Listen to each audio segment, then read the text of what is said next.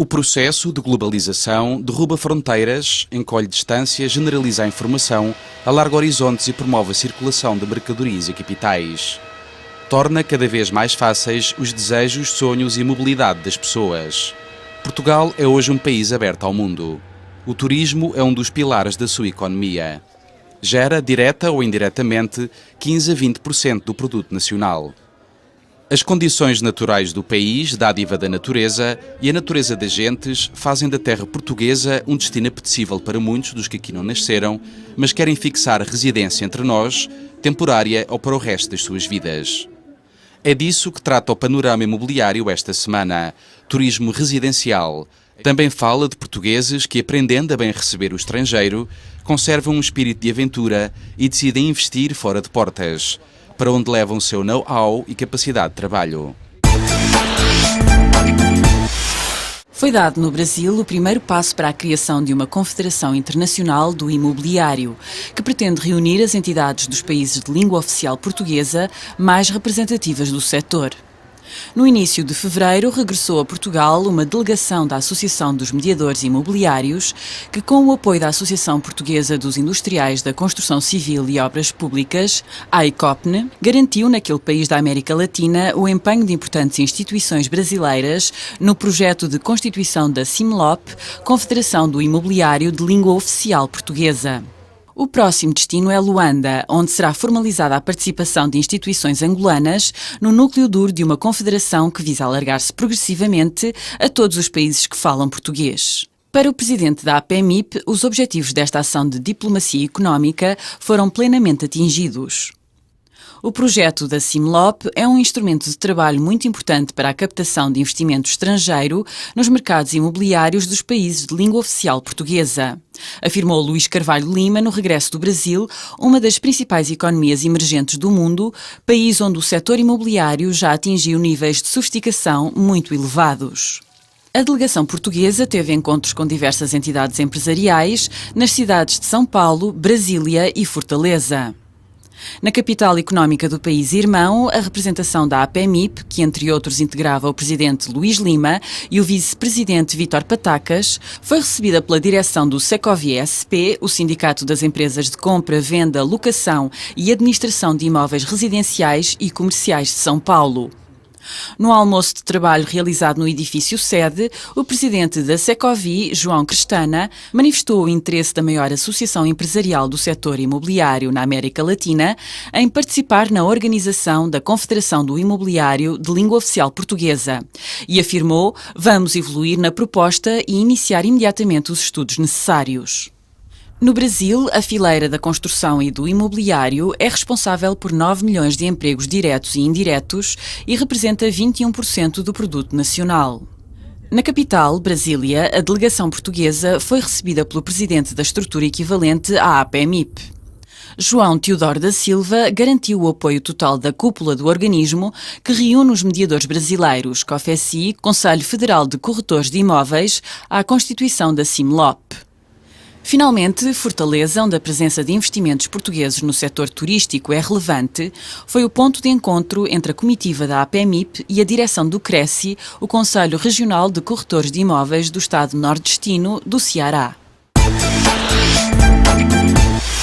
De acordo com o estudo IMAN, Informação de Mercado Aguirre Newman, publicado no terceiro trimestre de 2009, os resultados da atividade turística de janeiro a setembro do ano passado foram fortemente negativos na generalidade dos indicadores em consequência dos efeitos acumulados da conjuntura económica atual. O aeroporto de Lisboa registrou menos 6% de voos e uma quebra de 4% de passageiros em relação ao igual período do ano anterior. As dormidas de estrangeiros nos hotéis caíram quase 12%. Ainda assim, e no que concerne tanto às dormidas nos estabelecimentos hoteleiros como aos proveitos gerados, a atividade turística tem vindo ao longo dos últimos anos a atingir ritmos de crescimento nominal mais elevados.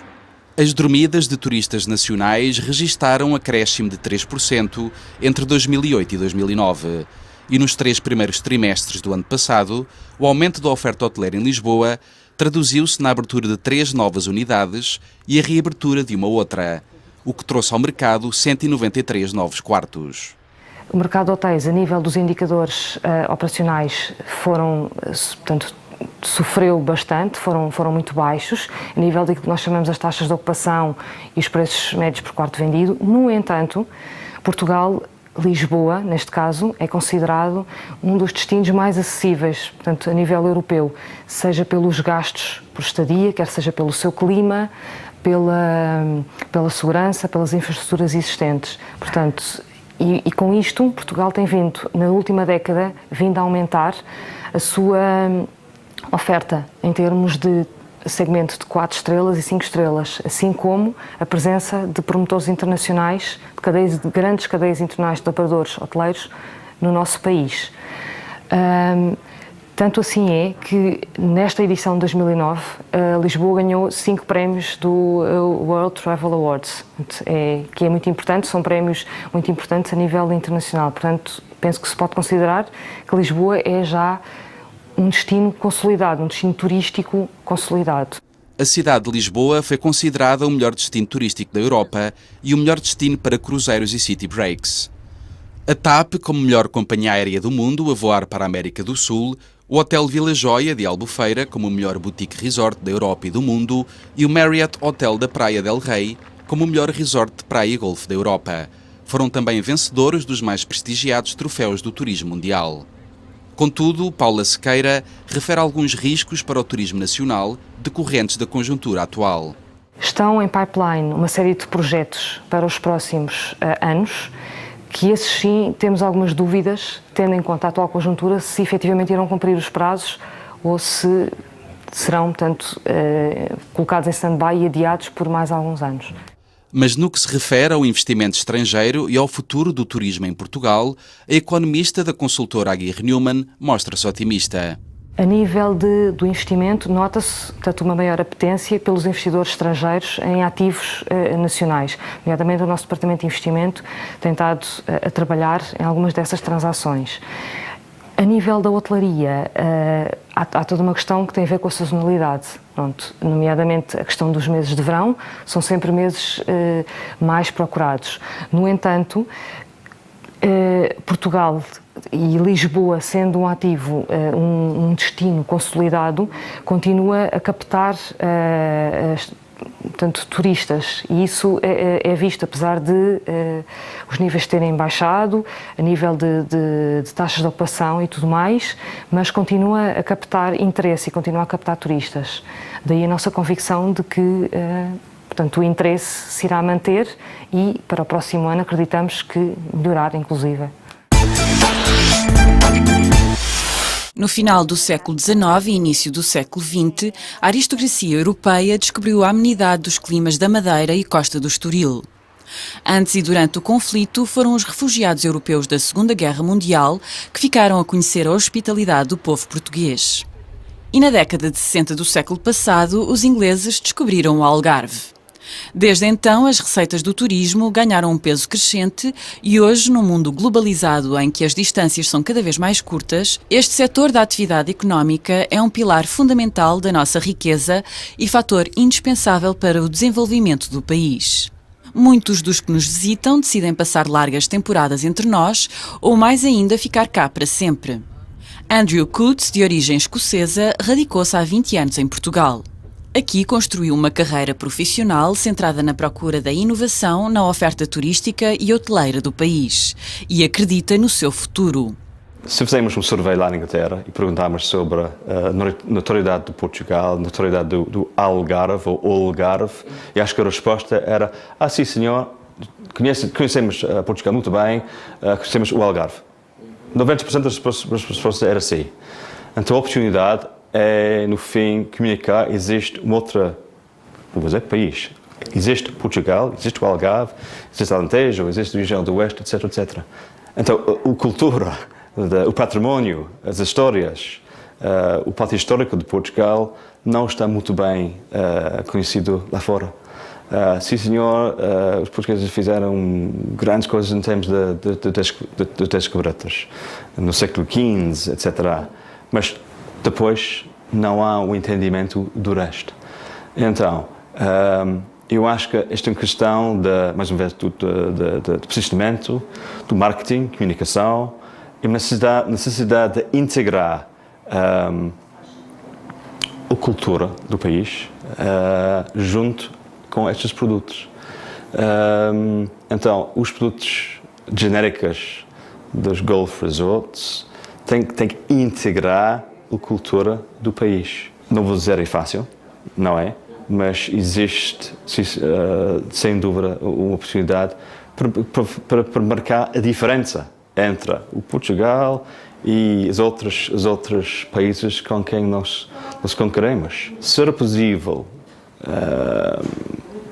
tirar ou desviar o mercado que vem, por exemplo, mais uma vez, da Inglaterra, desviar um parte pequenino do mercado histórico da Espanha a Portugal,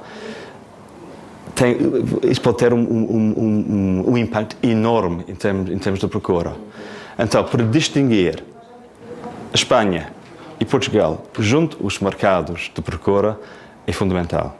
O presidente da ILM apontou a Espanha como um nosso concorrente direto na atração do investimento estrangeiro.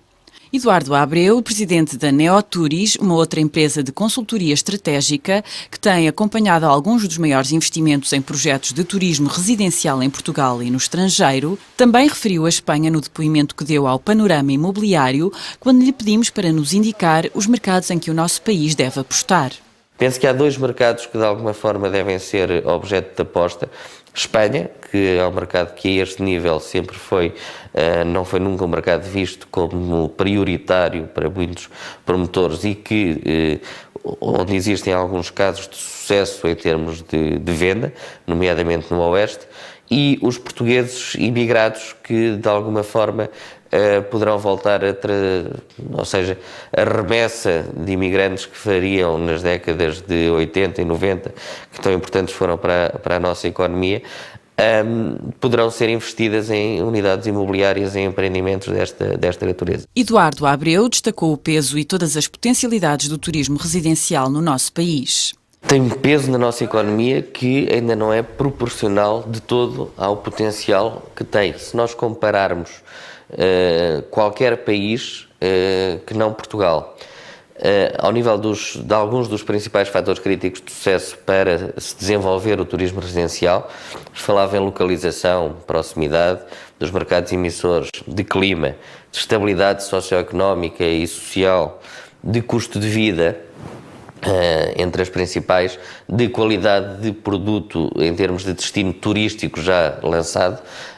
Não há muitos países que consigam ter estas 5 características já de alguma forma ultrapassadas. Portanto, Portugal concentra de alguma forma estas cinco características que os podem fazer com que seja dos primeiros a sair deste ciclo negativo. Importa também pensar que o turismo residencial, por si, catalisa o turismo tradicional, se lhe quisermos chamar dessa forma, porque há visitas de familiares e amigos de pessoas que vêm visitar quem tem cá a casa, são os melhores embaixadores de um destino como Portugal, ou seja, quem compra uma casa em Portugal não pode haver maior grau de comprometimento e de confiança na qualidade de um país do que dizer eu fiz o meu segundo maior investimento da vida a seguir à minha primeira habitação naquele destino.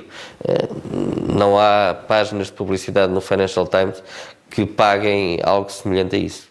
Recentemente, o presidente da Neoturis afirmou que nos últimos anos o nosso país perdeu uma oportunidade singular de se posicionar de forma mais competitiva no mercado internacional da oferta de produtos imobiliário-turísticos. Quisemos saber porquê. A nossa oferta pura e simplesmente não existia. E deveu-se a quê essa falta de oferta? Na minha opinião, uma morosidade extrema no licenciamento de alguns dos projetos que ainda hoje estão em fase de lançamento, que ainda não estão em construção. Alguns deles felizmente já estão, nomeadamente no Alqueva, já se iniciou a construção de um dos maiores projetos que está pensado para Portugal a este nível. No litoral do Alentejo também a construção Troia está de alguma forma lançada, o Troia Resort, e a construção dos outros projetos também se irá iniciar a breve prazo, mas esse período de 2002 a 2008, onde milhares de irlandeses, ingleses, alemães, escandinavos compraram casas por via da valorização da sua primeira habitação no mercado interno, de facto não tivemos produto para lhes dar.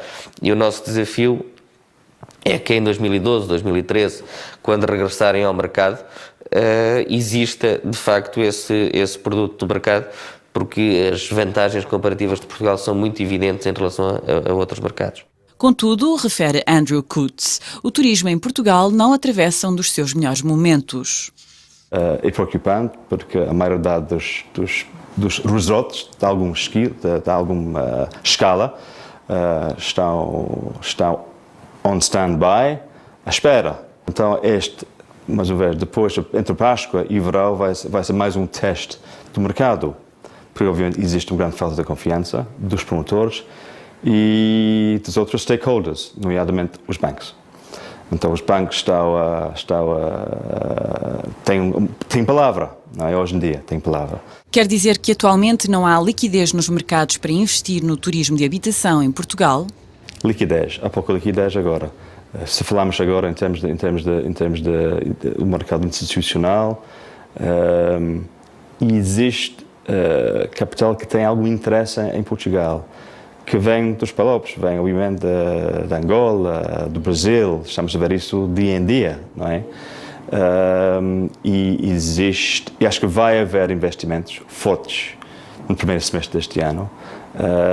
Há capital disponível e acho que vamos ver grandes empreendimentos. Os donos destes empreendimentos vão mudar, por bom ou por mal vão mudar, e acho que mostra que há sim senhor,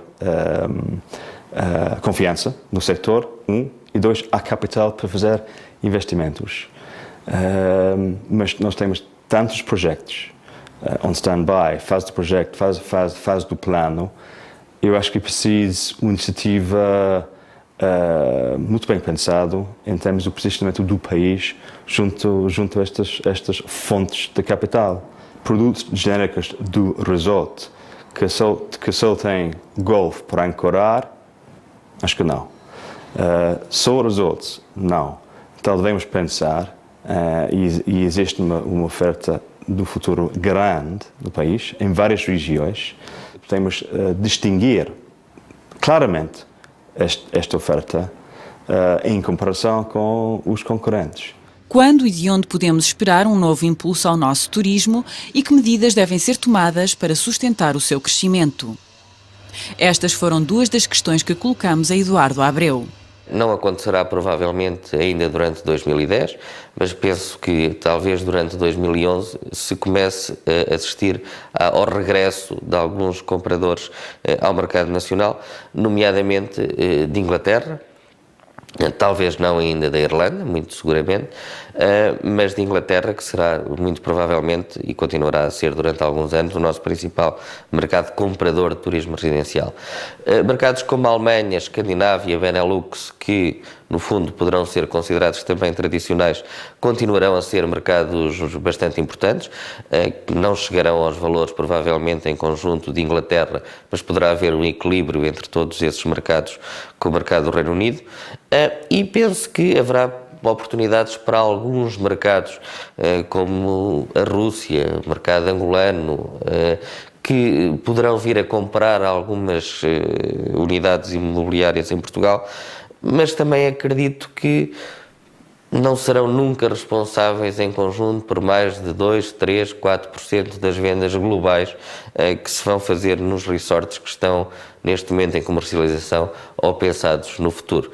Em relação ao que é que pode ser feito, eu acho que deve ser feito ao nível dos privados. Acho que há um trabalho importante que está a começar a ser desenvolvido no sentido de fazerem promoção conjunta em primeira instância do próprio destino e só após dos seus empreendimentos específicos, porque é de facto necessário colocar o litoral alentejano, por exemplo, ou Alqueva nas bocas do mundo, chamemos-lhe assim.